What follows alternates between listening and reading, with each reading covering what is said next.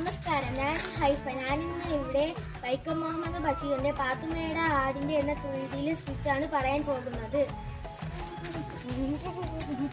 അയ്യോ, എന്റെ ആടുന്ന് പല്ലേരിച്ച് കിടക്കുന്നുണ്ടായിരിക്കും. ഭക്ഷണം കൊടുക്കട്ടെ.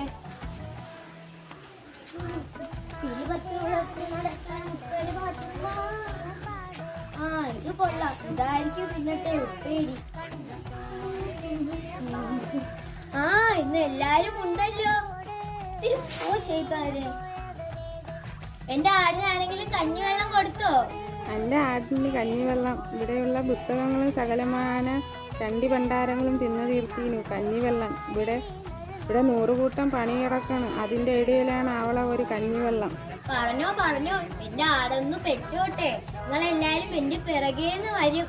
എന്റെ ആട് പെറുമ്പോ എന്റെ സുബൈദാനെ മറക്കല്ലേ. സുബൈദാക്ക് ഇത്തിരി പാല് തരണേ. തരും.